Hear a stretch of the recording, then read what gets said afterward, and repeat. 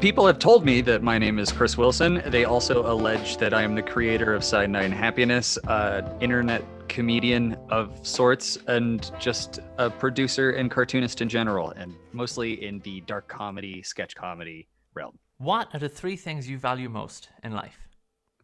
Three things I value most in life? I would say, expression, communication, everything that kind of makes art and creativity work the way that it does is definitely one. And health, obviously, being alive works for me. I appreciate it. And let's go with freedom. Freedom, in what sense? Freedom, in the sense of having your own autonomy and being able to make your own triumphs and mistakes. Being able to, creative freedom is massive, something that we constantly wrestle for. And that always makes things better universally for anyone involved with, anything from a viewer to a creator to any part of the transaction is better when there's creative freedom. And yeah, I couldn't imagine how difficult it would be to try to do any sort of creative work. And like with some of the situations like what Soviet Russia would deal with and things of that nature, I'm not as much censorship is best in my eyes. So in philosophy, there's a distinction between freedom from and freedom to.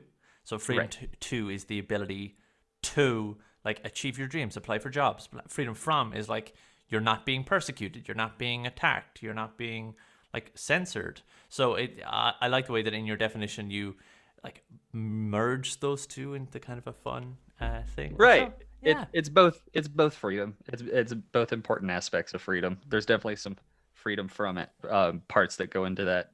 tell me a memory that shaped you.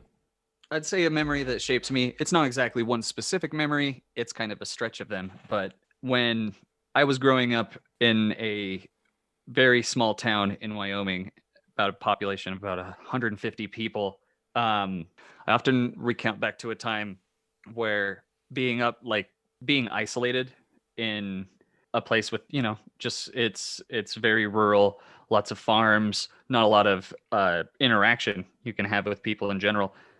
I spent a lot of time, and also being an insomniac on top of that, spent a lot of time being up late watching stand-up comedy quite often on Comedy Central, and just really admiring the format and some of the talent and comedians themselves, and just being such a fan, and in general just gorging myself on all the stand-up animated comedy, just comedy writing in general. It would be what I would spend all my time drinking in, never expecting to be able to do that. Seeing it all finished and thinking, "Wow, that's so good. It's so well done. They must be a genius." And later realizing, not until I didn't even know I was very funny until I had friends who let me know. So I often think back to the times of being up late, not being able to sleep, and just the glow of stand-up comedy on me and just soaking that in. Do you have a favorite joke that you can like think of from that time? My views on the comedian has changed over time, but the Dane Cook, I remember being young, and Dane Cook had a bit about turning Eucharists from a church into a cereal called Christ Checks. And me being very young, I really loved that entire bit. He'd say Christ Checks, it's a miracle in a bowl. And he did a whole commercial bit of selling this holy cereal, and I really appreciated that. What's your favorite color? Oh, see through, or maybe transparent. Yeah, transparent. But if I had to, if I had to pick a different one, it would be heather blue. It's kind of like a vibrant blue, but then you drag it into the gray scale a little bit, so it's kind of a muted gray blue. It's honestly, I have synesthesia, so I get a bit of a feeling from colors. It doesn't mean anything. It's just how you react to something. And heather blue, I think, is just calming, cool, interesting, and it's just where, like, as a color choice, I like looking at it the most. Tell me in as much detail as you can about something you knew of which once existed and now does not. being out in a low population desert means that we got internet support a lot later than a lot of places. And seeing uh, Flash cartoons specifically were huge for me. And one of the very first ones, websites and series in general that I got into was called Joe Cartoon. And it had a you might recognize it if and when you see it. If you look back or search it up, you might recognize it. They had some semi-interactive Flash cartoons where it'd be like a frog in a blender, and you would hit the different buttons to see what it would make the animation do, what the frog would say. And it was definitely one of the only places to find a bunch of cartoons and games like that back in the day. Yeah, like even before that, was even a little bit before Homestar Runner picked up, if I'm not mistaken. And not only seeing someone do cartoons all by themselves that looked good and were fun and interesting, but also the kind of gamification of it as well was so many doors opening at once, that it definitely, I was at the mercy of being super inspired to be able to pick up a program, maybe teach myself to animate on my own time, and basically go down that same path. And Joe Cartoon, I haven't checked on it present day. I know that for a while it went to being a animation aggregator, user submitted, kind of like Newgrounds, but a little closer to eBaum's world. There's a lot of people stealing animations and putting them up there for a while. And now I don't believe the original creator of Joe Cartoon owns it anymore. And it was, just definitely one of the stepping stones that got me into Flash cartoons specifically, and just doing dumb stuff and throwing it out on the internet. I see now that his website has since reduced back to just his core older cartoons, which is a good way to go. It was not working out as trying to be a little Newgrounds. It was huge for me. Not only, is kind of weird, and I'm very much a sucker for things like gore and horror and dark humor and absurdity in general. I didn't grow up in a household where television was, the age restrictions were followed or anything like that. And so when I was very young, I was really enjoying adult style animation in general, South Park being a big example. And so never gravitated towards a lot of children's cartoons at the time. I liked the subversive nature of all the weirder, gorier, edgier, you could say, kind of things. That kind of mirrors some of my experience. Yeah, like when I was a kid, it was all Flash games like ArmorGames.com. Newgrounds Yeah. sort of like it just Probably Congregate. Yeah, fucking love Yeah. Congregate. And like I was like 6, like I shouldn't have been exposed to a lot of this stuff, but I love Flash games and stuff. Funnily enough, a lot of my friends are into like Homestuck, which is this comic that came out with a bunch of Flash games. Right. And Of course. I had never heard of it until like 6 months ago. And this was really strange for me because I was like, no, I was there. Like I was on ArmorGames.com. Yeah. I have played basically every game in their bloody catalog. And then I got my Xbox and like whereas it took you down a road of animation, it took me down a road of like video games. Nice. That just has not stopped. Right. Like the fact that we have like a similar experience of like trawling through these games, like, oh, there's a new one, I haven't played that before. Like I even took a lot of my humor, though my humor is more influenced by, instead of a lot of those subversive ones, like Monty Python. Like Love Monty Python. Huge in my house. Yeah, same. My father got me into it, and he like not only Monty Python movies, but also Monty Python games. He got me into that around 3 or 4 years old. Wow, incredible! Like my dad is a huge forming force in my comedy. Like one of the jokes that he has been saying since I was very small is, and every time he will say it, every single time he does it, we might be having like beef for dinner, and it's like, if you don't like beef, that might be a mistake. And it's just the same joke. Classic. Have you heard? Oh, this is a joke for you, I think you might enjoy, which is kind of niche. You might have heard it, but probably. But I'm gonna tell it anyway because it's funny.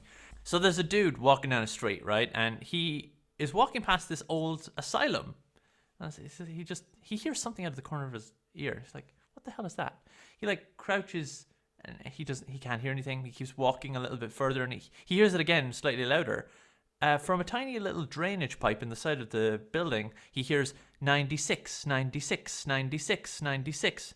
And it's like, what the fuck is that? So he bends down, puts his eye in, and a finger comes out and pokes him in the eye. And then he hears 97, 97, 97. That's the sort of jokes and humor that I kind of grew up with. It's interesting. What do you think? That was a very specific kind of community, wasn't it, though? Because, like, it was individual, but it was also like, you play these games as well? Oh, let's talk about them. Right. Did you join any? Like, I was on the forums of Armor Games and Congregate, and like, Right. were you in those communities? Not those specific ones. I was in a lot of communities. For example, I was a member of the Newgrounds forums. My very first email using the internet was on sfdt.com. Another thing that doesn't exist anymore, that stood for Stick Figure Death Theater. A lot of stick figure gore animations, of course, and like comedy and stuff like that. So my very first email was on stickfiguredeaththeater.com. And I was also a part of the Stick Suicide forums. That's how I met Rob and Dave, started working with them. I was a member of the Tomorrow's Nobody forums, if you remember. Yes. Yeah.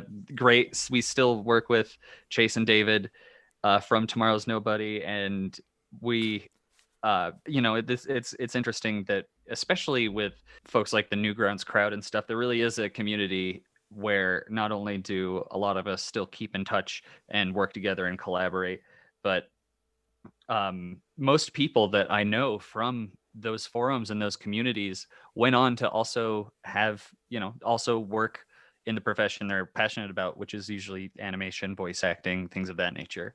So I think it's really a hell of a time and place. I don't think there will ever be a second kind of thing that is intimate and broad at the same time as Newgrounds was. We always say that it created our career because that's how we feel about it.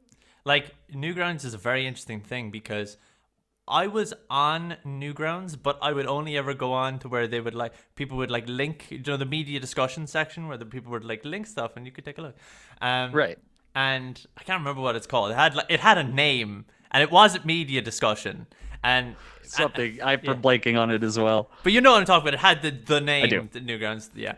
And so I would go there and I would just look at what people were linking. And that was how I came across one of the stick figure animations, which you've definitely seen, which shaped so much of everything I've done, which is a weird thing to say, but stick figures on crack. You ever watch stick figures on crack? Yeah. Fucking insane. I was 7 years old, trawling through. I had never seen anything like this, and I to this day don't know where many of the references have come from, but I still quote it now.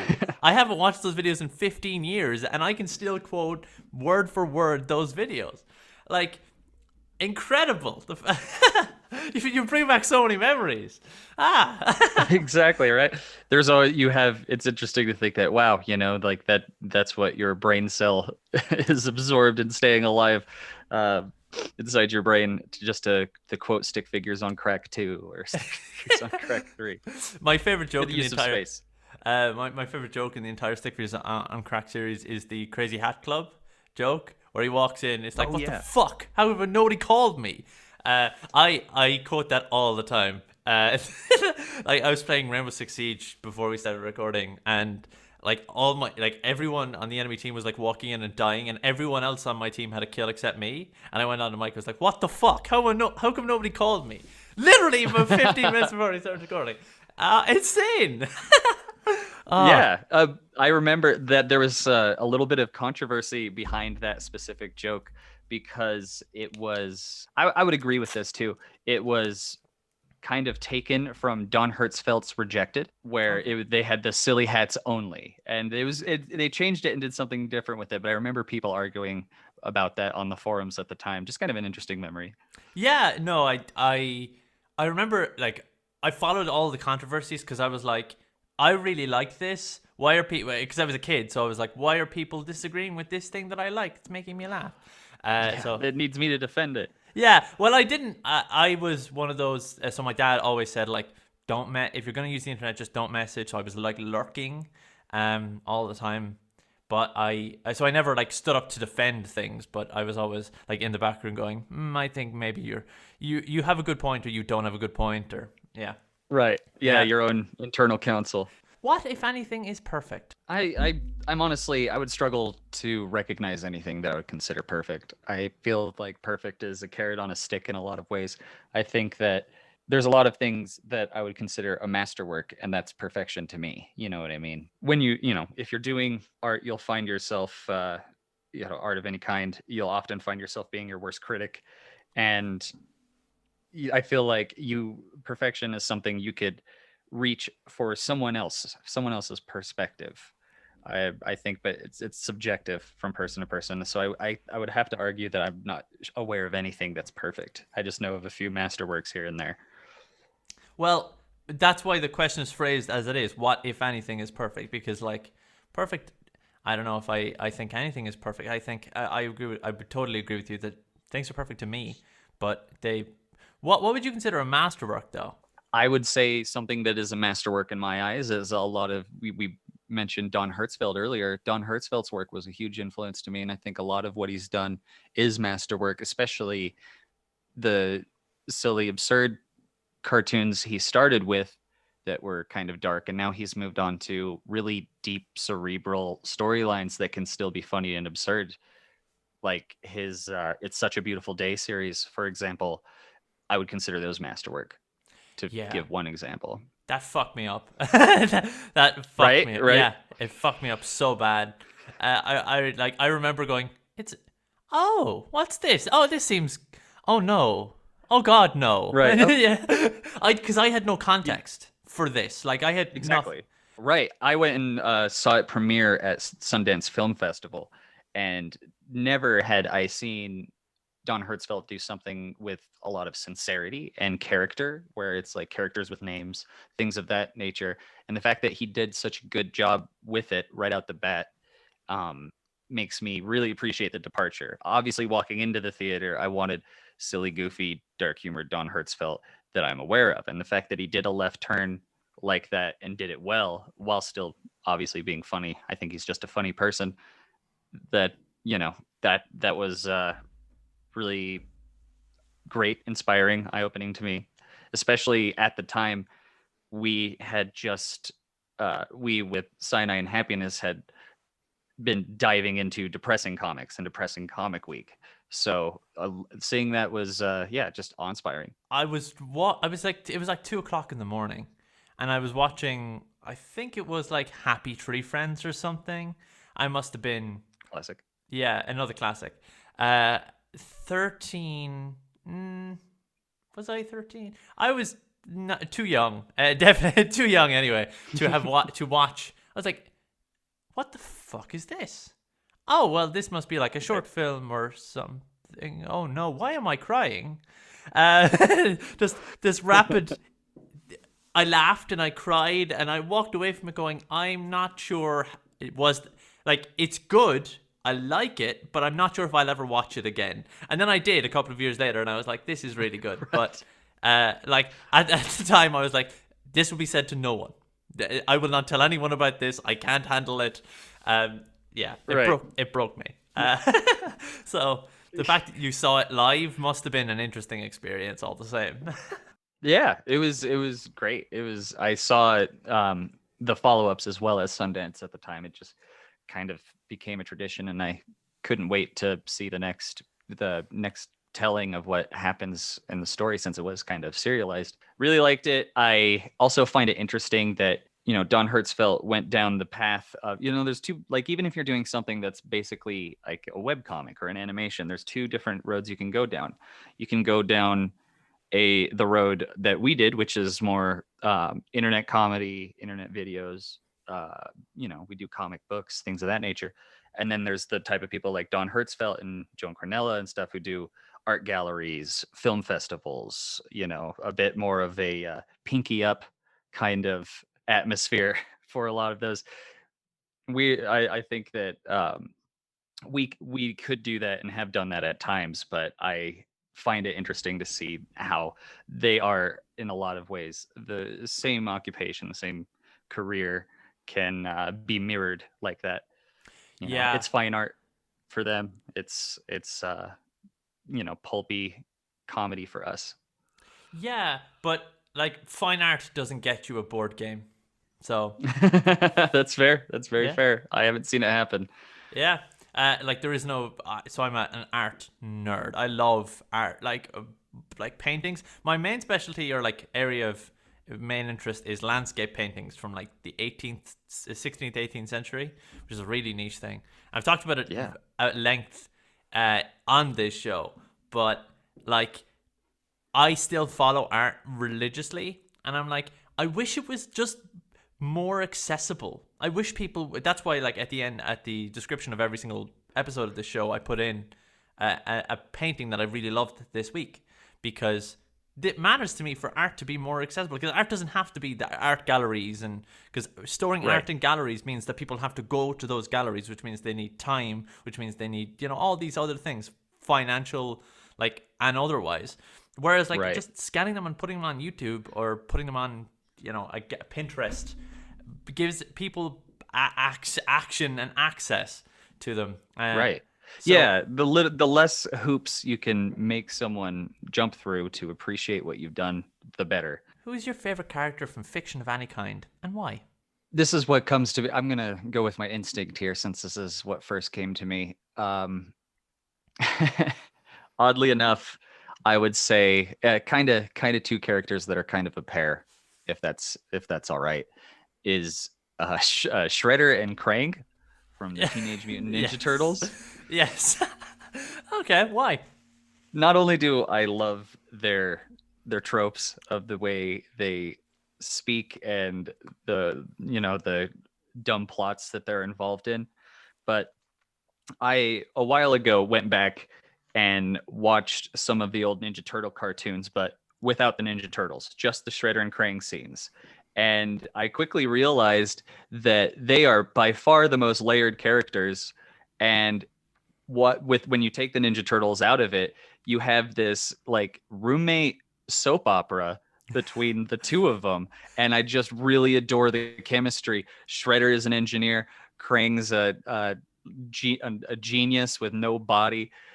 Shredder's like, I'll build you a body. He makes that weird overgrown baby with the glasses, and Krang's like, this is the body you made me.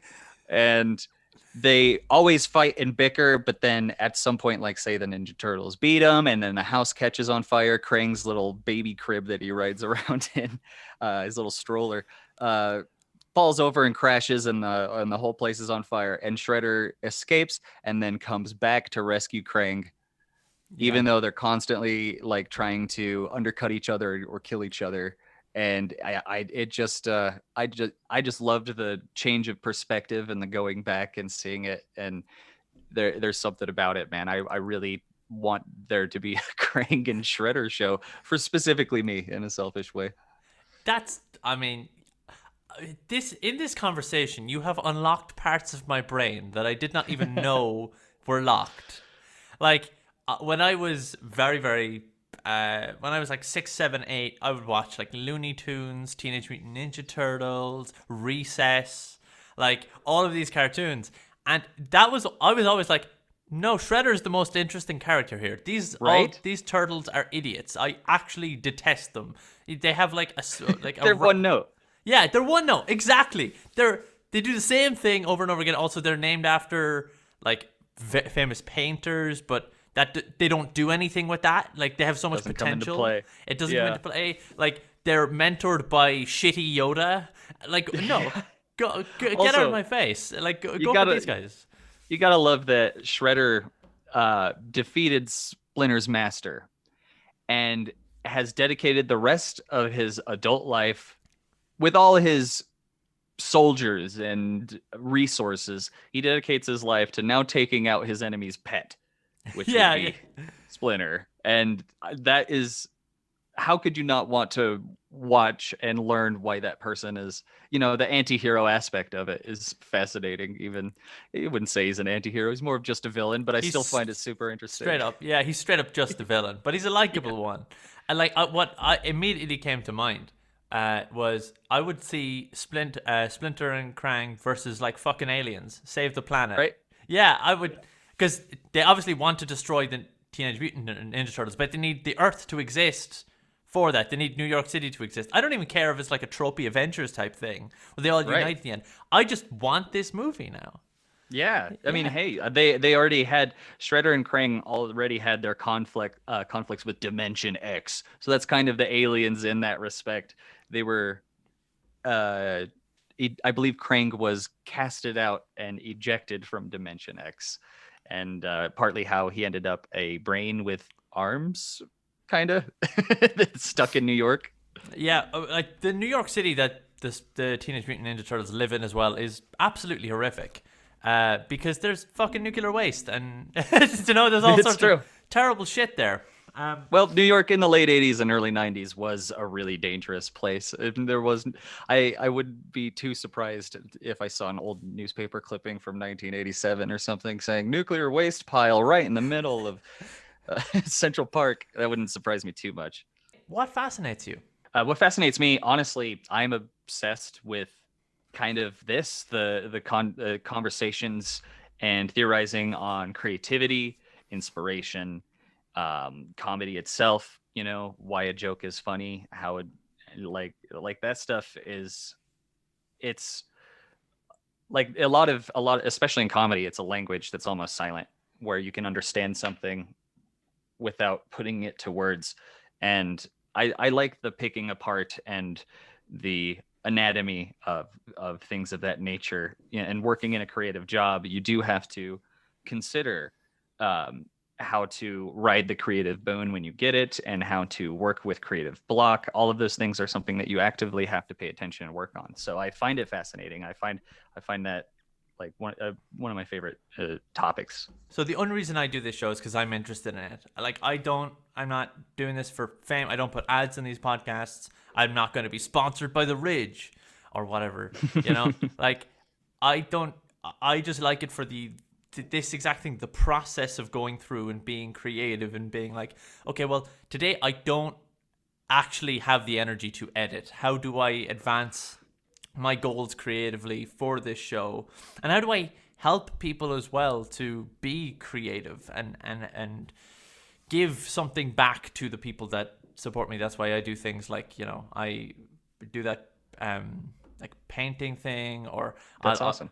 like just because I want to be a part of the process and I want to be part of like just helping and also helping myself, because if I'm having a bad time creatively, helping people always gets me back out of that rut. So to hear that it fascinates you how people kind of put those puzzles together, because it's going to be different than everyone, right? Like everyone has their own different rituals for getting into the zone of creativity, and finding out what they are can often help you to do things as well. I say you as in like me or anyone else. I remember there was an article I read a while back that actually taught me a creative exercise that I never knew about that helped a lot. Um, a person in, I believe, early 20th century was going around interviewing composers and Mark Twain and a bunch of people who are, artistic and literary creative legends. And the article was about realizing that when they are focusing or trying to figure out a problem or a plot element or anything, there's usually motion involved. And whether it be riding a train or going on a walk or even pacing back and forth in a pacing spot you have, you can feel it while driving. I feel like when you drive, you'll notice that there's a part of your brain that kind of just drips off, and it's almost a necessity to drive, is just kind of zone out. You're focused on the horizon. And as someone who paces a lot, I definitely notice that when I'm lost in chasing a creative idea, that I'll pace naturally. I won't be realizing I'm doing it very much. It's just part of the focusing process. And I definitely say that's a creative exercise that has been useful, where it's like, all right, well, I'm going to try pacing around or go for a walk, go for a drive. And that's helped. It's one of the few kind of band-aids on a creative block that you can actually kind of be, a bit of utilitarian about. That ties into like a Buddhist story. So there's the story. Have you heard of the story of the soup? I haven't. Okay, so there was this monk who was assigned to make a special broth for a ritual. Okay, so this broth had a thick, foamy top on it, and the vegetables were evenly spread throughout it.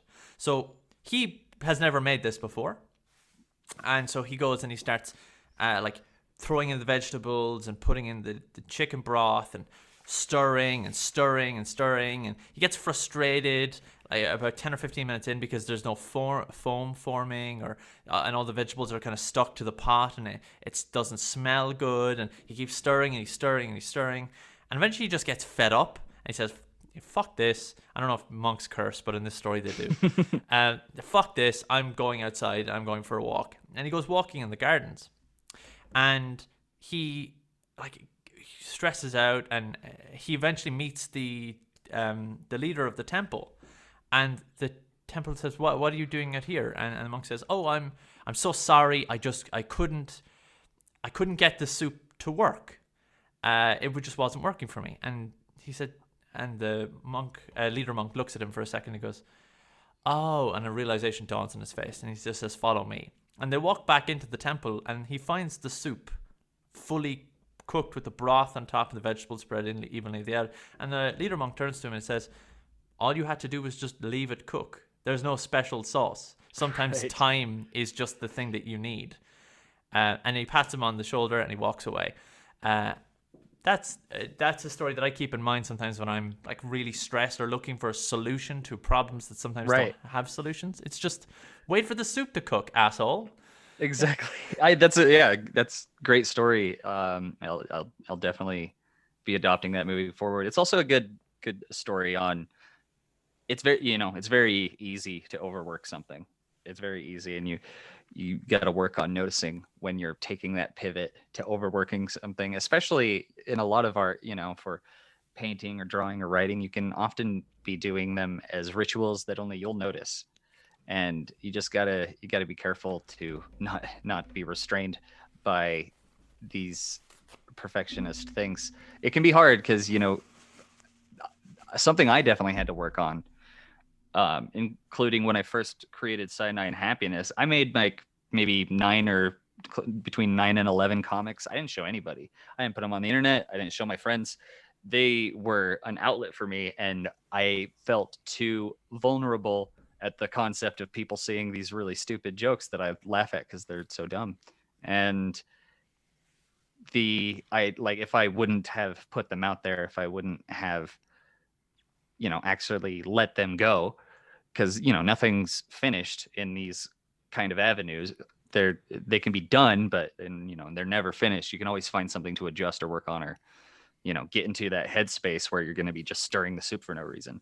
What piece of media should everyone consume?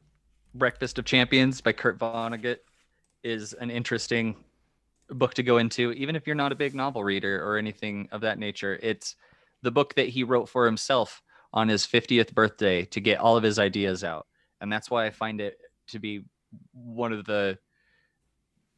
it's almost like masturbatory in writing the things that he wanted to do. And it's my favorite book for that reason. I found it to be just like filled with all these interesting ideas, and it would go really dark on a one sentence, and then really funny on the next, and then really insightful, really philosophical. It's very interesting to see someone treat themselves by using all these ideas that they had no place for.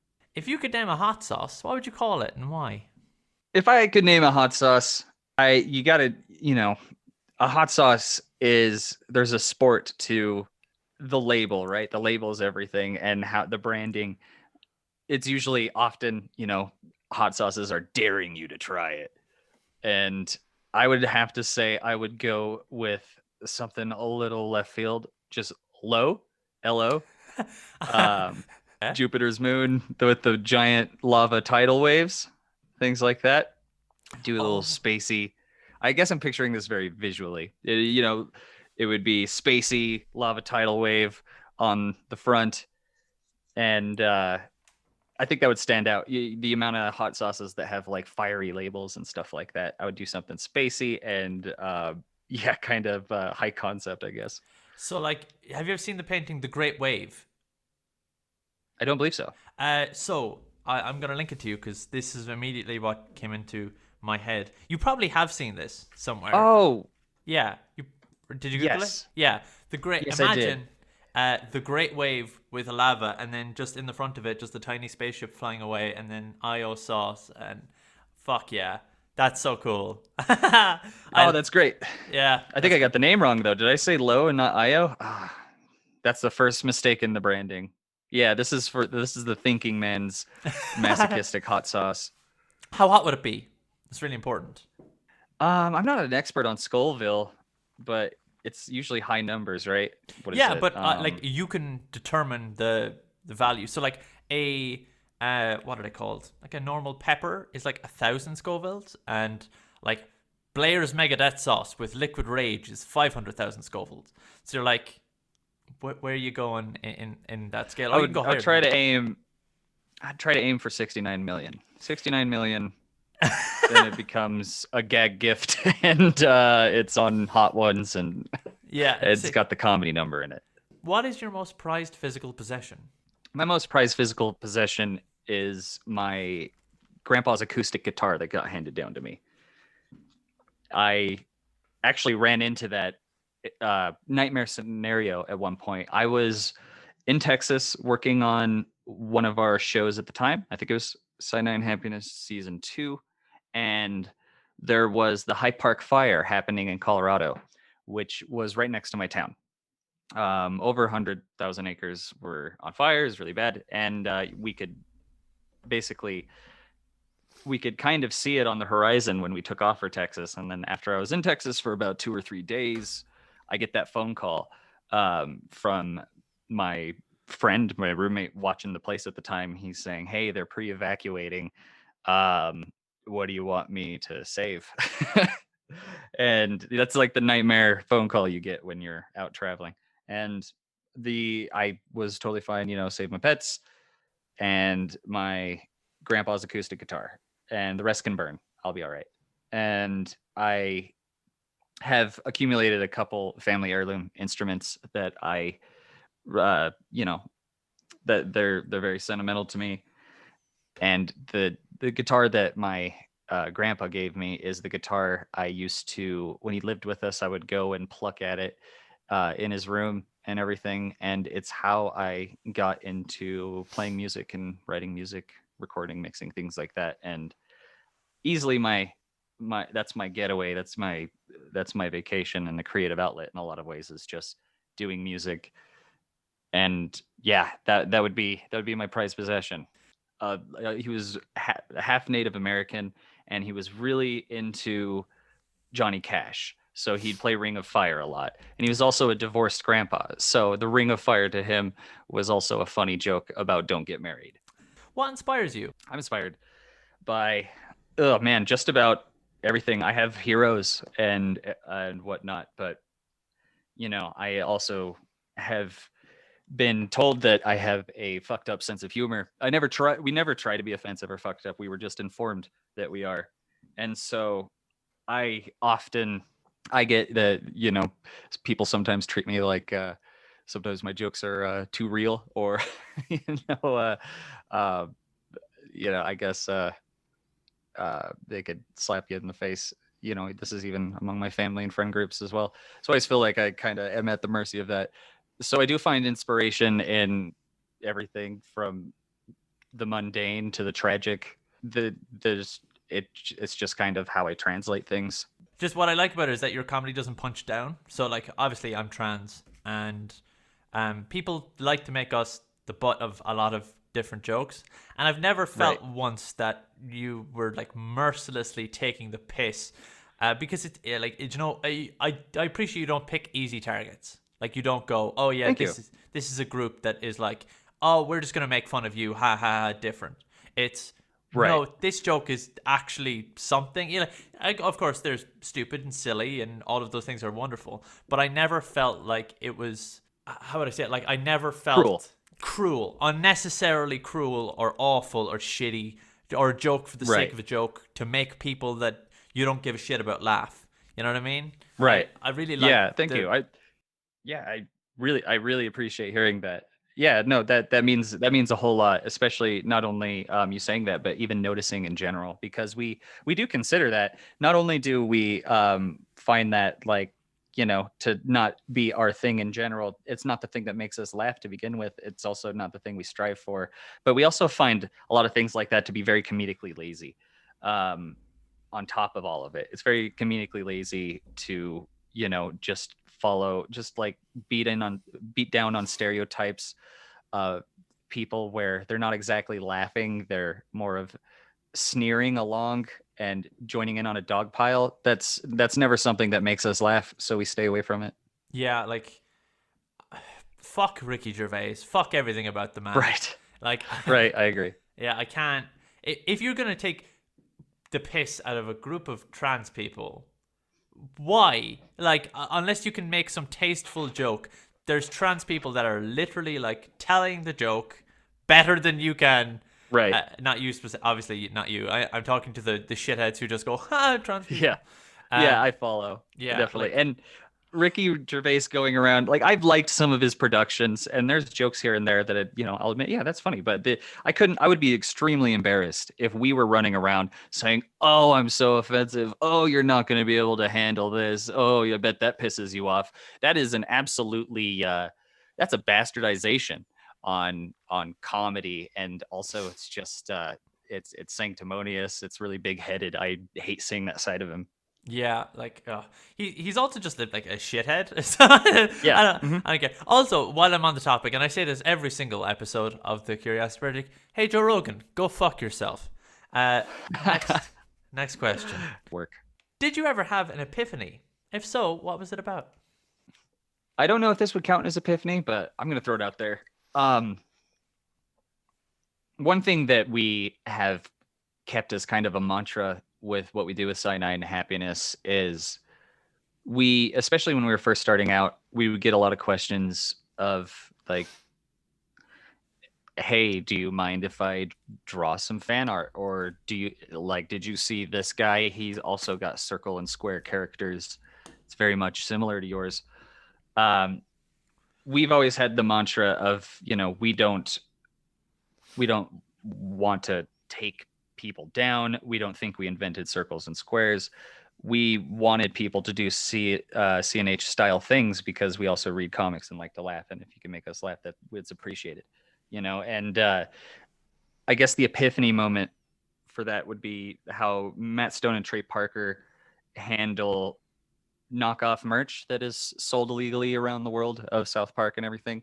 They don't go around suing. They own the rights to their merchandise. They don't go around suing or taking people down. Instead, they collect them all. They collect all these crappy knockoffs of what they do, and we've found that to be kind of a bit of a Bible passage for how we treat everything CNH. And I think that due to that, there's been, we haven't jumped into unnecessary drama.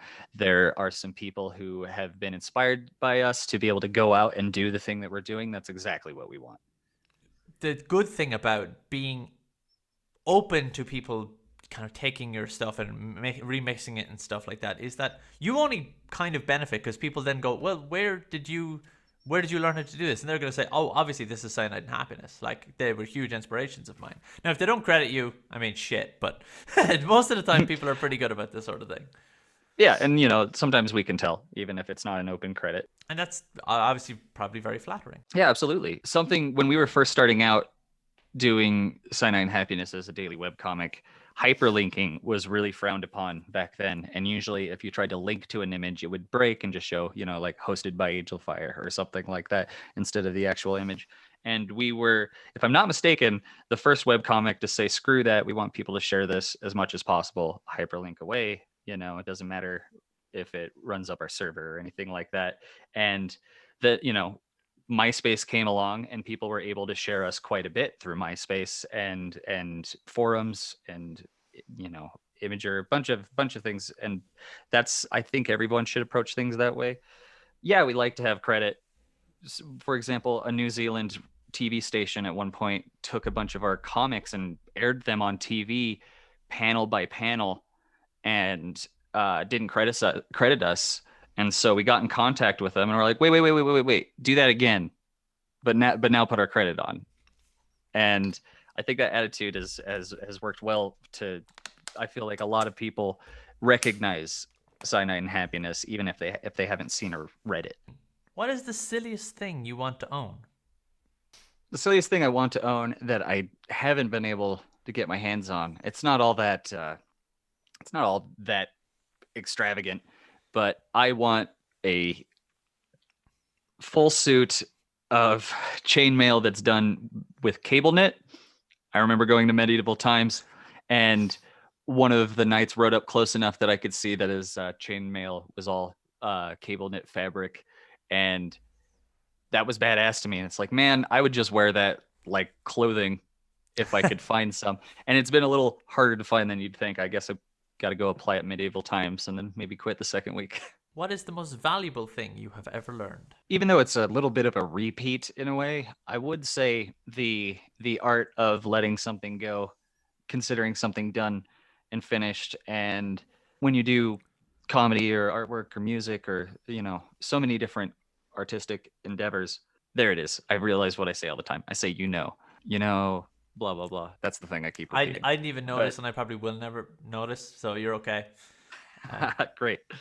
I'll hold you to it. Never noticed that.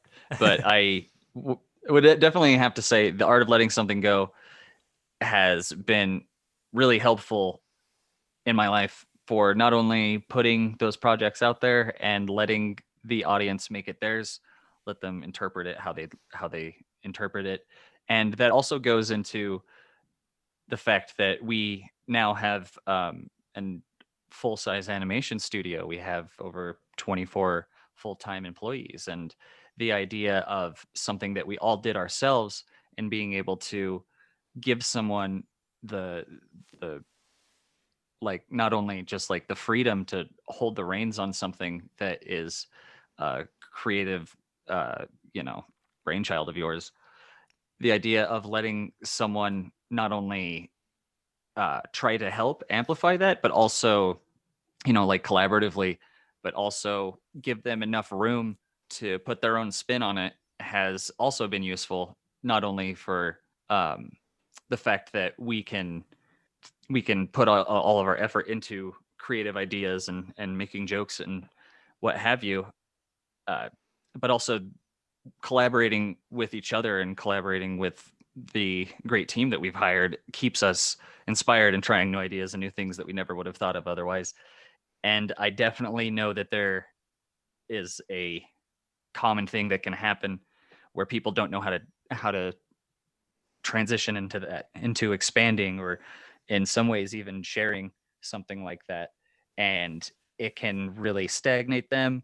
Or I think that's where a lot of creators going on a hiatus comes from, and not having, like, you can make things for yourself, yes, and I think that that's always a good indication of how to know you like something or feel confident about it. But there's also like, you can't, if you do that forever, you're going to have one voice you're working with. And especially if you're writing, you can't just write the characters with your own voice. Every character can't just have your voice, one voice. And I feel like that it's not only does it nip at your heels and try to make you improve or notice how to do things better, differently, it's just also keeps things fresh and inspiring. And I think everybody knows that feeling where someone brings up something you never thought of, and then you have all these ideas that rush in. The art of letting something go and calling it finished. How do you feel about death? I feel like it's kind of freeing. I feel like death is, I don't know, stigmatized in a lot of ways.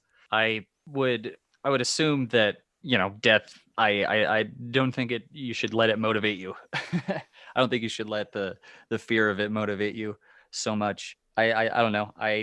I'm at least at a point in my life right now where I don't think I would go out kicking and screaming any point. I've come to peace with that, if that makes sense. What emotion has taught you the most? Being completely and utterly lonely.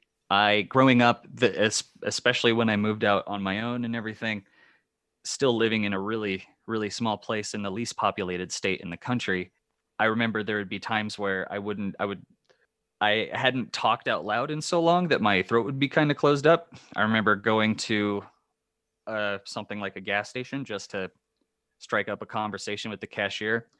After graduating high school, I had a lot of friends. All my friends left town. It's a small town. I'm glad they did. But I definitely learned a lot from spending so much time alone. Cyanide happiness came out of trying to entertain myself in that void, and I've also seen where it gets too far, where you're alone for too long, cabin fever and all that. Especially during lockdown. Yes, Yeah. exactly. And I feel a little trained for something like this, but it still doesn't make it any less convenient. Loneliness is a difficult one for me because my loneliness didn't come from geography. It didn't come from. It just came from like being bullied and just Right. kind of not feeling welcome in spaces and wanted. Because sometimes you can be like surrounded by people and still feel lonely and still feel like you don't belong and still feel like the world isn't made for you. Um, Absolutely. and one of the things that I realized is that, well, like you are the one that interacts with the world, so you get to decide on your parameters for doing it. So you can make the world there for you, if that makes any sense. Like you get to decide that the world is made for you and that you can do whatever you like because you only have one life. But what that doesn't stop is sometimes you just want a hug, and sometimes you Right. just want affection and like connecting with people. This show has been it was a lockdown product because it just came as like I had this idea for so many years, but I never had the time nor really like the it's not the desire because again the idea was there, but I just got to a point where I was like, I have been alone for so long that I need to talk to people, Right. and so the fact that that's a thing that kind of integrated itself into your personality is extremely relatable to me. I think that's a really good point. Especially I've I know of the feeling and have met the people who let it consume them, where sometimes you put yourself in a place where you are adverse to, people in general. You get lonely to the point where you feel like you're giving the world its punishment by excluding yourself, like it's a revenge. And I think that's kind of a snake eating its tail kind of logic. What is beautiful? Well, I guess I'd probably be shooting myself in the foot if I didn't start by saying my wife is beautiful. There you go. Good Now that answer. that's done.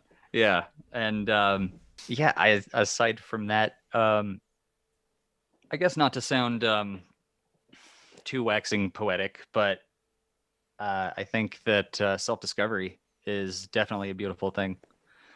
You're stuck with yourself, and when you can get to that point, if you haven't forgot to strive for that or learn more or just kind of get to know yourself more, I think that is a beautiful thing. That's super important, and even if you have nothing, that's still an option for you. The unexamined life is not worth living. That's according to the Greeks. So I Right.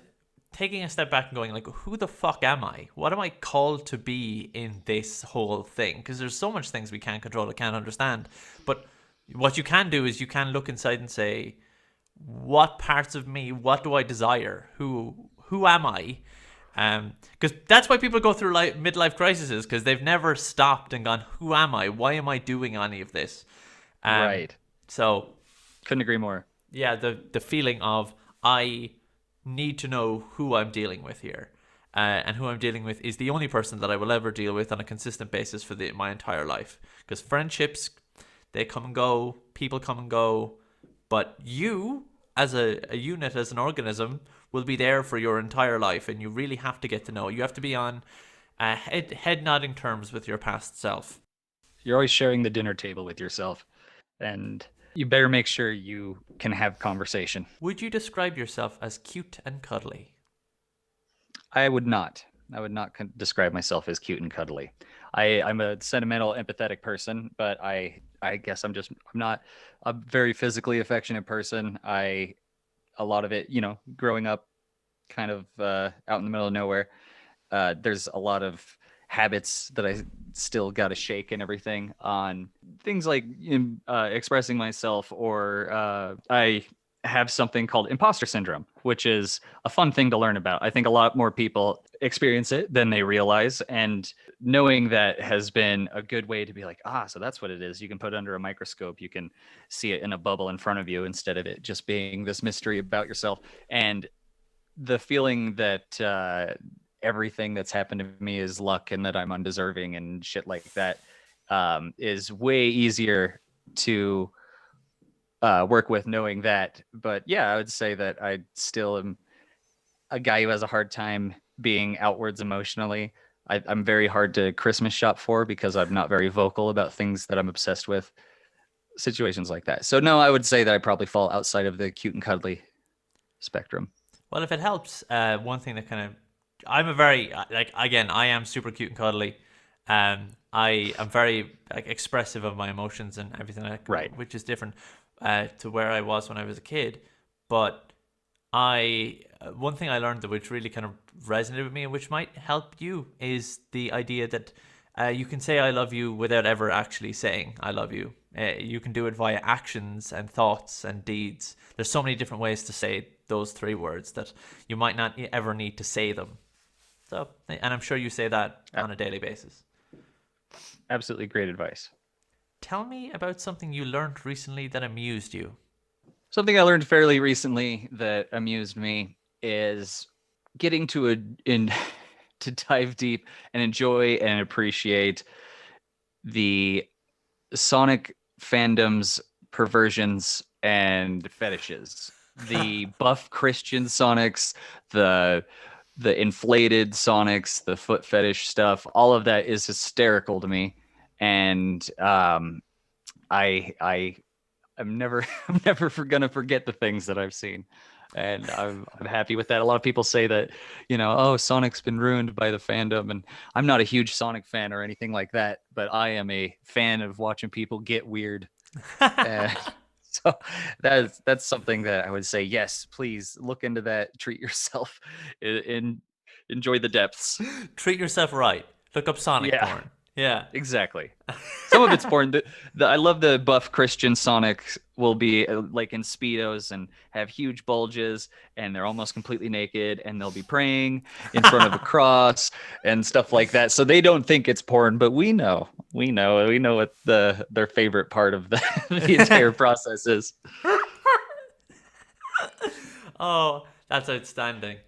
That's so good. This is the one question of the show that I answer every single week. So the thing that I learned recently that amused the shit out of me is that there is people that go on like video game circuits. That is to say, like, they play Call of Duty, they play Rainbow Six Siege, they play a lot of these video games, and they pretend to be other people. And I'm not talking like, oh, this is they pretend to be like someone they're not. It's like straight up, oh no, I'm playing video games with Jesus Christ, like the Jesus Christ, and they stream it. Like, there's an entire category of this. Like, aside from like the HoloLive stuff, which if you haven't looked into HoloLive and like the anime streamers, you have to, dude, you have to. Okay, right? That sounds up my alley. Look up HoloLive streamers and just get lost in that rich and constructed world. But while I was kind of Googling this and falling down this rabbit hole just a bit, because I'm not going to delve too deep into it yet, is I found there's just an entire category of people on Twitch that pretend to be like, no, my child, I am the actual Jesus Christ. And they play like Call of Duty. This guy was playing Call of Duty and he was like, get absolutely shit on. Like, it's just wild shit. So that amused the crap out of me this week. But yeah, HoloLive streamers. Look up that. You will like that, I think. It's wild. And they sounds like a perfect rabbit hole. They have like a complex story, and like some of them are aliens that dropped from Earth and are now living among humans, and they're like posing as like, fuck, I can't. Just Google it and fall down the rabbit hole yourself and enjoy yourself.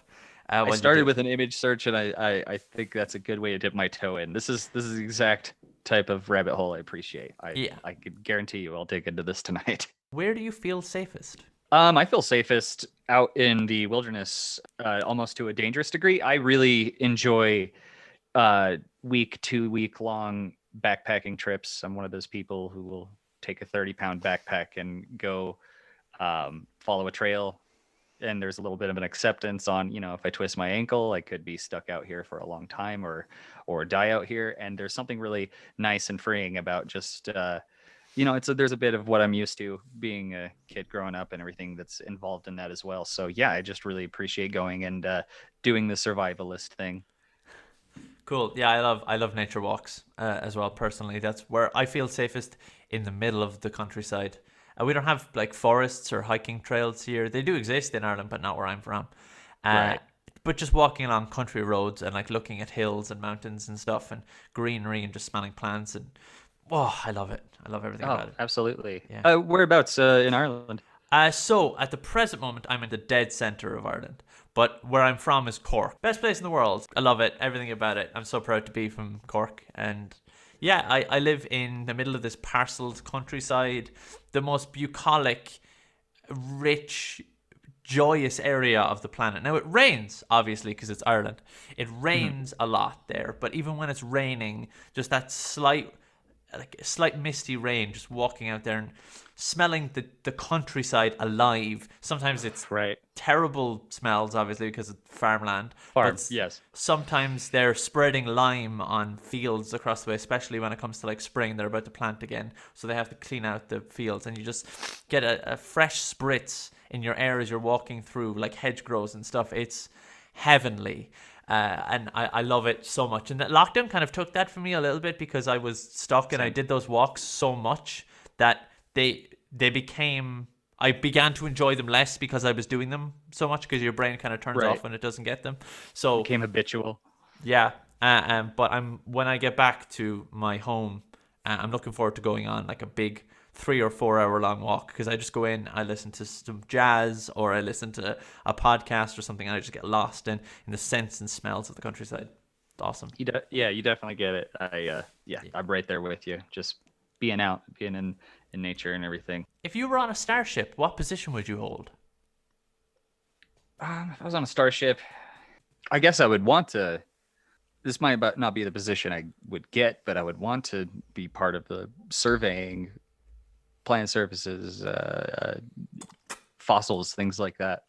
That'd be cool to me. Understanding the biomes of planets and stuff like that. That's what I'd want to do. I'd probably be put in something more of a custodian position, but that's where I would strive. Do you think there is more good than bad in the world? Yeah, I'd say so. I'd say so. I think we're built not to notice it. I think we're like even I think that we're biologically built to not be able to remember happy moments with clarity for a reason. And I think that we're built to look past it, overlook it, things of that nature. Hell, I think if you even try to vividly remember even a sexual experience, it's going to be difficult. And I think that that's absolutely an indication that we're not supposed to be able to just relive happy things or notice all the happy things, because then we'd be complacent. And so yeah, I think that we are not the what's the word, I guess, we don't we're not built to provide all the good, and I think we aren't supposed to be able to notice all the good because we are problem fixers. If you could give just one piece of advice, what would that be? I assume this is something that is said often, but I would hope so, because it is good advice. I am struggling for an elegant way to say that. I'm sure you probably know the proverb or what have you of the being liquid with situations, um, writing the experience instead of trying to control it. Uh, some people would give it a religious title, even as even something like dudism or whatever. But the idea of happy people approach like they make happiness out of their situation. It's not an obtainable thing. It's not as soon as I get this, then I'll be happy. You should be able to be happy with whatever tools you have on hand, and that's something worth practicing, absolutely.